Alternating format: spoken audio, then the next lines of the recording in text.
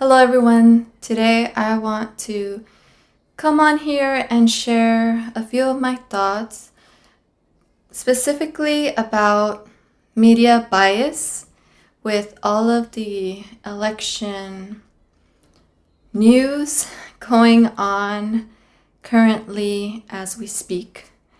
There has been probably more of viewing the news and maybe even, scrolling more on social media to try to figure out what's going on, who's saying what, trying to figure out, what to believe perhaps. And I'm sure that you have also noticed that the news seem especially one-sided. And I mean, this has always been the case, right? But not everyone may realize it sometimes. For me personally, I remember learning about, the bias in media as probably especially in college. But I just didn't really identify it as much as I can now. I can remember tuning into CNN a few years ago, and I thought, this is a reliable news channel. This is the channel that I go to whenever I want to find out what's going on. I'll go there. I'll get the notifications. And then the last election happened, and it became very obvious to me that the headlines were very one-sided, and so it just seems that it's become a little more obvious, especially the last years, not to mention Twitter and other social media things that are happening right now, which I guess we can talk about that a little later. But maybe I should share a little bit about the journey to discovering that there is blatant bias in the news. And before you say, obviously, like, you didn't know this, you just expect people to take their jobs seriously and to try to report information and leave their own opinions, outside, or just be a little more obvious that, hey, this is my opinion, others disagree with my opinion. But what happened was, I remember, being a CNN viewer. I remember when Donald Trump was saying that he wanted to be the president. And I remember the things that he said, that it just caused a lot of reaction to the Hispanic community in particular. And I remember feeling really negative and really fearful about the possibility of him becoming president. And now that I look back, it's because of everything that I was listening to on the news. I had this impression that it was going to be like Nazi Germany, situation, because that's what the news was pushing, that idea.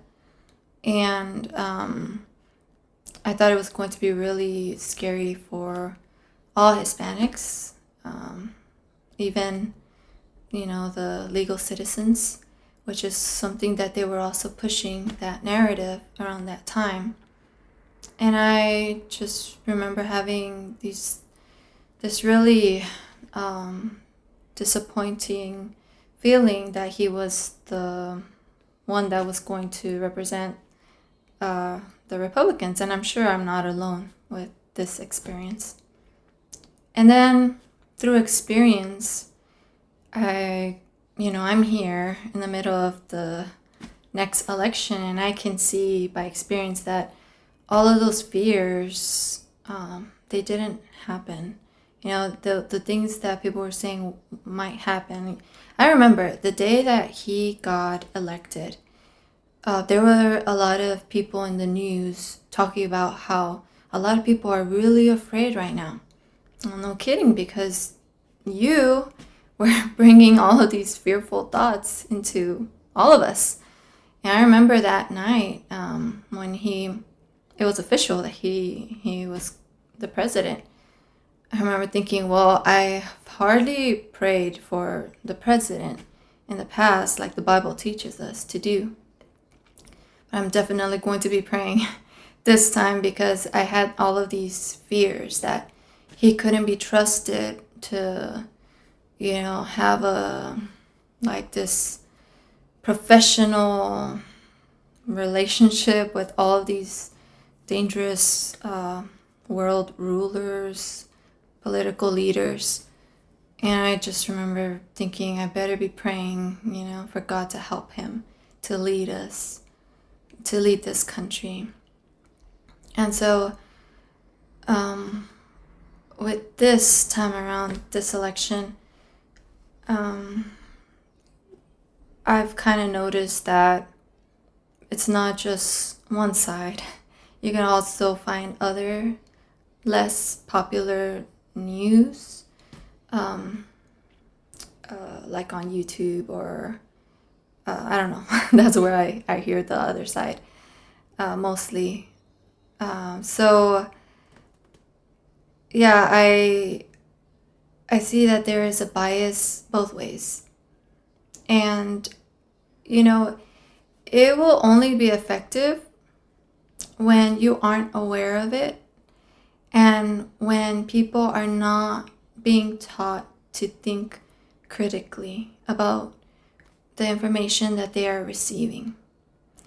And that's what I want to talk about, just some lessons about how we should be more proactive at demolishing media bias, so that we can overcome this blatant media bias problem that we have in our country, and hopefully challenge them to do better in the future. So I wanted to start just by pointing out one Bible verse found in Matthew 10:16, and the context is that Jesus is sending out the 12 apostles. So the section that I'm going to read from, it's specifically talking about the persecution that will come.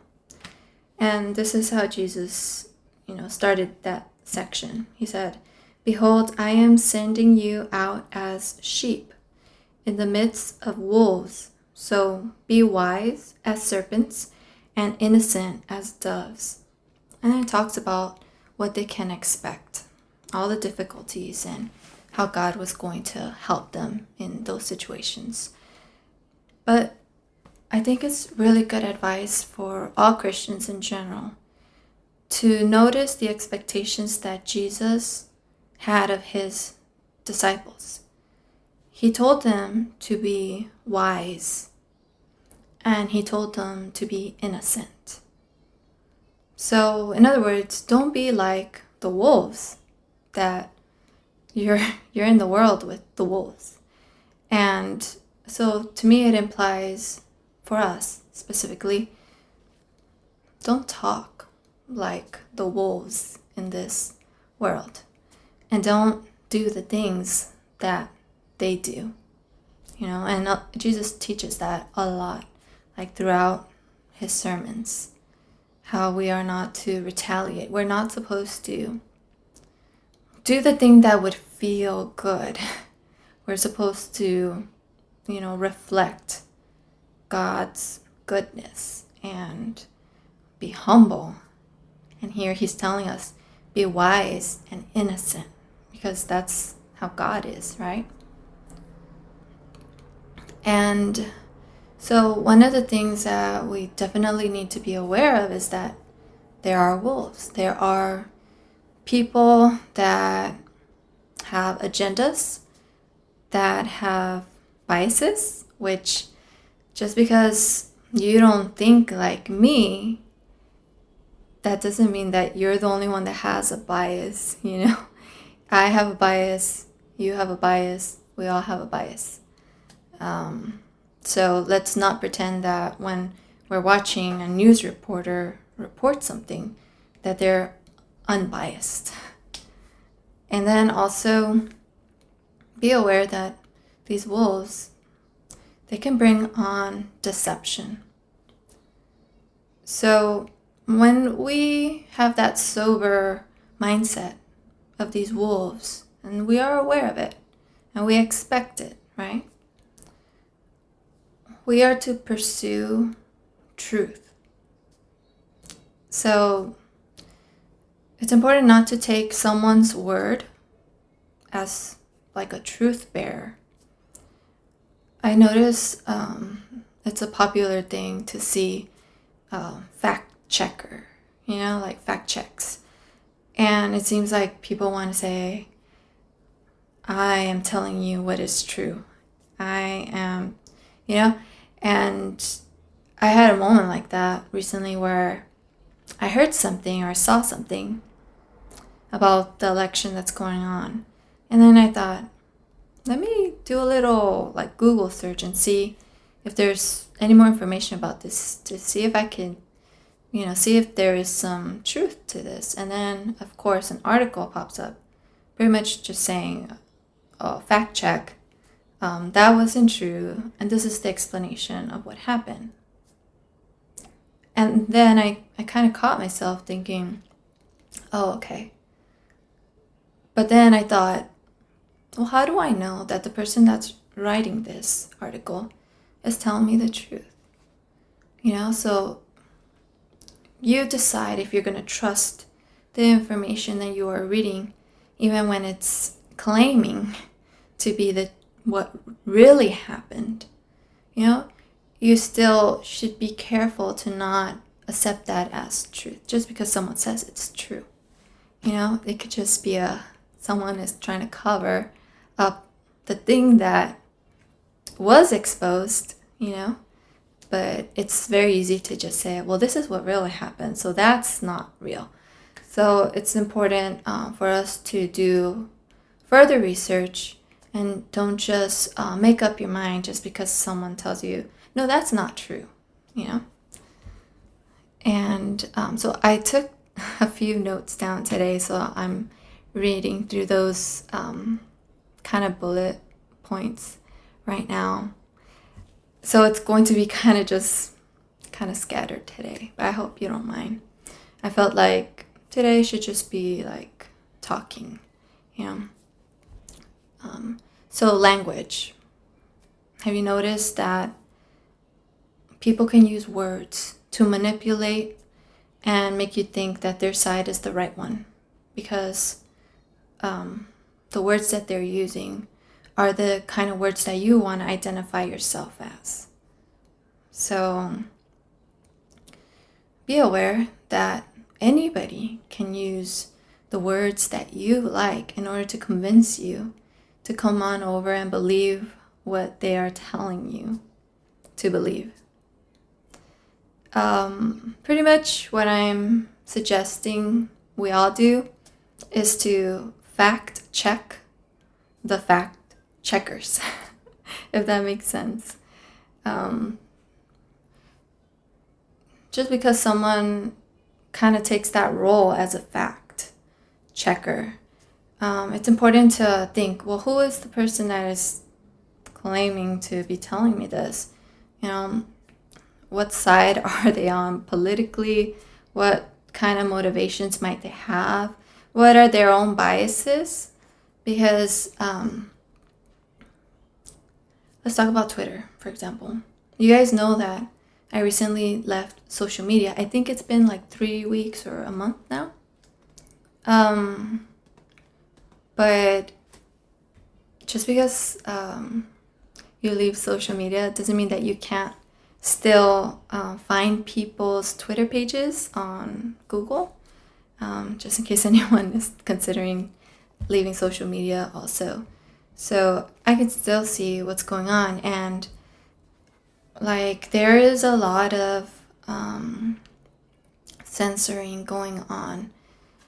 And people are not free to share their opinions because opinions are being marked as wrong. Like it's almost like social media is taking the role of a parent, of a very overly protective parent, almost like indoctrinating parent, where they don't want you to hear certain things.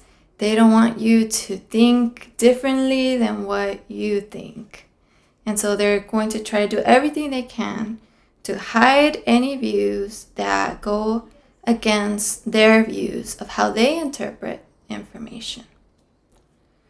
So I want you to be aware of that as well. That's one of the things that turns me off a lot about Twitter, about Facebook, even about YouTube. Just feeling like there's a police, like a moral police out there, or somebody that thinks that their views are correct and that they can just cancel you or censor you if you say something that doesn't align with their political views. Especially, it's very political motivated, this censorship in social media. So go ahead and click that view whenever you see that something is being censored on Twitter. Click that view, because nobody should tell you what you can see or can't see on your social media, and just because you are able to see it still, it's like they want to make it seem like, oh, you're about to see false information. It's like discrediting, and it's like manipulating you to think the way they want you to think. They want you to think what this person is saying is morally wrong or is, fake. It's false. So another thing is you have to keep in mind when you're going through all of the biased information out there, you have to think, what is the more reasonable thing for me to believe? And that's going to require you listening to both sides. I was very disappointed I was watching like several channels to try to know what was going on with the election. It was the first time that it was really slow and confusing. Why weren't they giving the states right away to some and not to others? And I just kind of noticed I'm getting half the information here, and I actually had to go find someone that would tell me the other side, because I wasn't gonna get it where I was listening.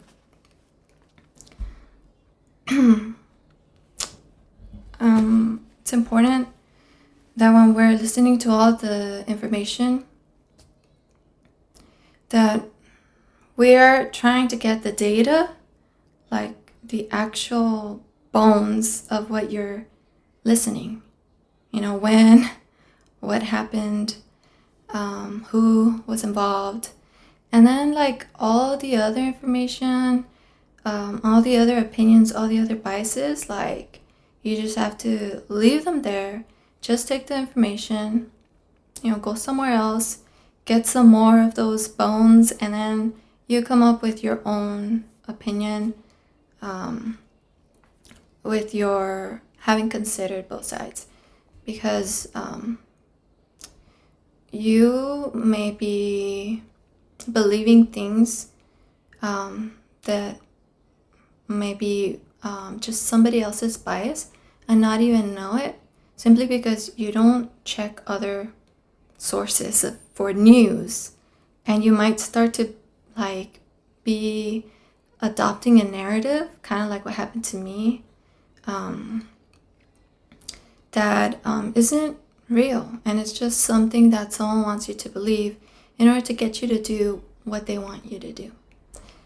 Avoid making emotional decisions, because a lot of the time the information that we are given, especially like news, it's meant to cause like these emotions in us. And sometimes when you're just focusing so much on emotions, you're kind of not thinking rationally anymore. And you have to be able to step back from the emotions and really think about it, critically, about the information that you are receiving. So be aware of the emotional baggage that a lot of times, that's what people want to provoke, some type of emotion from you, because it's easier to control, your actions. If you are so afraid, for example, of President Trump, you're not going to want to vote for someone that you're afraid of. If you're so angry at his personality, his character, you're not going to want him to be your president the next election, right? So now all of a sudden you're making decisions based off of your emotions. Even the other way around. Like if you think that somebody else is a nicer person, a more grounded person, well, that's still making an emotional decision because you feel safer, right? That's an emotion.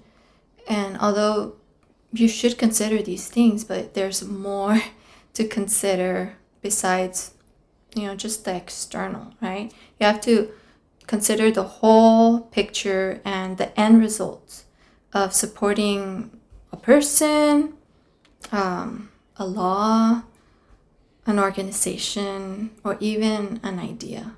Like before you adopt anything, make sure you consider like the whole picture. And do you hear my husband? He's making sure it's still recording. It is. You have like 5 minutes left. Okay.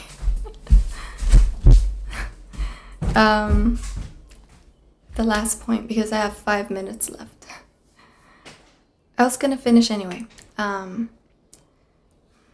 Be aware that your social media and the news are propaganda tools. I think that in America, we like to think that we're not given any propaganda, but we are. And it comes with our entertainment on our phone. And we think that it's strictly like just fun, but you're getting a lot of propaganda. You're getting these ideas of having to support certain organizations, or else you're whatever they're going to say that you are if you don't. And it's like this pressure where you see it constantly, and it kind of becomes like it becomes your normal. It becomes like you think, yeah, I support that, and it's just because you've seen it so much on your social media. You don't even perhaps research it, like go to the whatever organization that they're pushing for and get more information on it. And it's so easy to just get wrapped around like hashtags that sound good, especially on Twitter. It's kind of silly to me that we live in a time where it's all about hashtags and that they're trending. I don't know, to me it seems like really childish, but I guess that's that's the way we get attention in the day that we live in, to whatever cause we're trying to get a lot of people to listen to. We should have respectful, peaceful conversations with our family, with our friends, maybe with strangers. Be polite on social media. it's important for us to come back to having these type of dialogues where we're actually thinking about things critically and we're not just making emotional statements and attacks at each other. I think that this will really change and challenge the louder narratives that are going on in our country.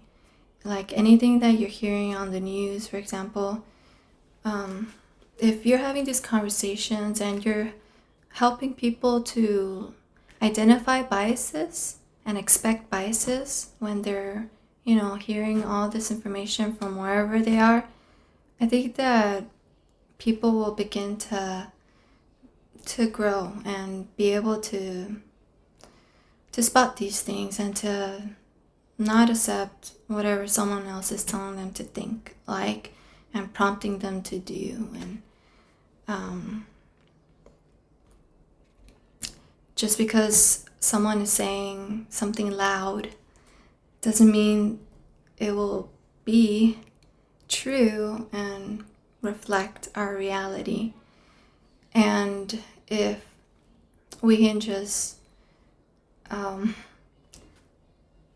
be aware of what's really happening in our reality and not believe what someone is telling us is our reality, I think our country would be in a much better place than what it seems to be right now.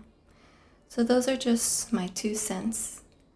And I hope that it's helpful to you, especially on these days where we're going to hear a lot on the news. I hope that these notes that I shared with you will help you to identify and demolish the media bias that's out there.